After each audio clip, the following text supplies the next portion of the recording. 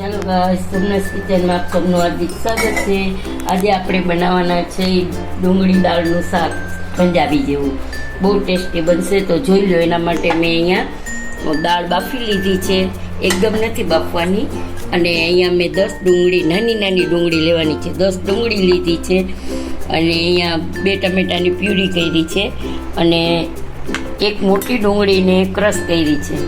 આદું છે અને લસણ છે આમાં. હવે આ ડુંગળી છે ને એને આપણે, અને આ એક થોડુંક ક્રશ કરેલા ટમેટા છે, એક ટમેટું ઈ છે. તો હવે તેલ આપણું આવી ગયું છે, તો એમાં આ ડુંગળી આપણે તળી લેવાની છે, નાની નાની 10 ડુંગળી છે. તો ડુંગળી બદામી કલરની થાય ને ત્યાં સુધી આપણે એને તોતળી લેવાની છે.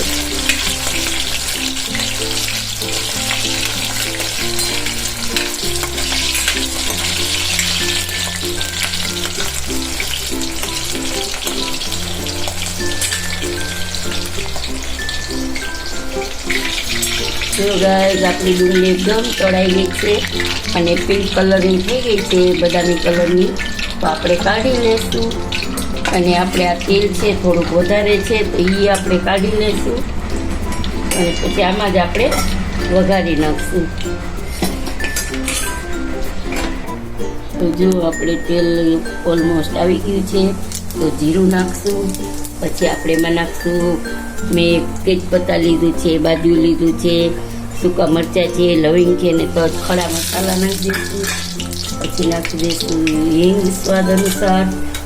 પછી અહીંયા આદુ, મરચાં ને લસણ બધું, અને ડુંગળી ઝીણી ઝીણું ક્રશ કરેલું છે, આપણે એ નાખી દઈશું એમાં.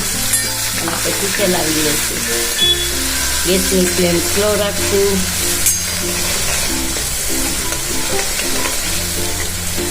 અને હવે પિંક કલર, બદામી કલરની થાય ત્યાં સુધી આપણે ચલાવવાની છે. પછી આપણે આ પ્યુરીને એ નાખવાનું રહેશે. આપણે થોડી હળદર નાખી દઈશું,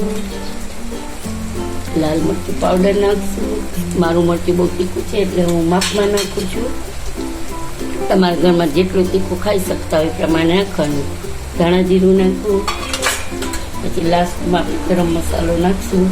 અને ગ્રેવીમાં ને ડુંગળીના ભાગનું નિમક નાખશું આપણે. અને મેં અહીંયા છે ને દાળમાં નિમક નાખી દીધું છે બાફેલી, એટલે આપણે એમાં નાખવા, એના ભાગનું નથી નાખવાનું.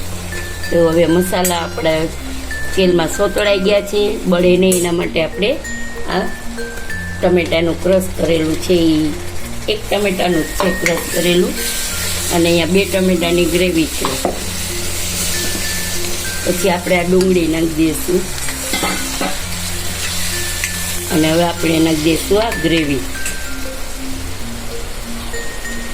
અને દાળમાંથી છે ને મેં પાણી કાઢી લીધું છે, પાણી આપણે છેલ્લે નાખવાનું છે.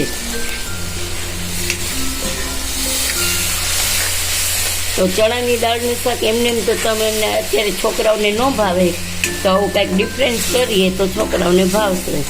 તો એના માટે થઈને આ સરસ મજાનું શાક આપણું બનશે. તો હવે આપણે એમાં ગ્રેવી ચડી જાય ને એકદમ સરસ, એટલે પાણી તેલ છૂટે એટલે આપણે દાળ નાખી દઈશું. હવે તો જો ગાઈસ, આપણું ઓઇલ છે એકદમ છૂટું પડી ગયું છે. હવે આપણે એમાં દાળ નાખી દઈશું. અને દાળ છે ને એકદમ સરસ ચડેલી જ છે, જુઓ તમે. એટલે બહુ એકદમ એક રસ નથી કરવાનો આપણે. હવે આપણે એને ચલાવી લઈશું.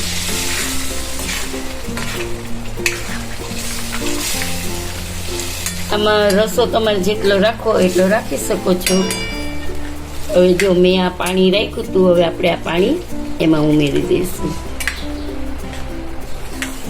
એટલે તમે ભાત ભેગા ખાવાની મજા આવશે તમને સરસ. હવે આને આપણે ફાસ્ટ કરી અને ઉકાળી લઈશું.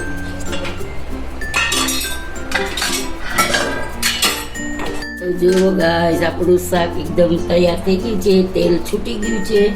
તો હવે આપણું શાક રેડી છે. તો જોઈ શકો છો કે એની થિકનેસ કેટલી છે. અને આપણી ડુંગળી એ બધી મસ્ત છે, નાની નાની સરસ. તો હવે આપણે ઉપરથી ધાણા ભાજીથી ગાર્નિશ કરી લઈશું. તો આજનો વિડીયો તમને કેવો લાગ્યો તે જણાવજો. સબસ્ક્રાઈબ કરજો, લાઈક કરજો અને શેર કરજો અને કોમેન્ટમાં જરૂરથી જણાવજો કે આ શાકનો વિડીયો તમને કેવો લાગ્યો. જય શ્રી કૃષ્ણ.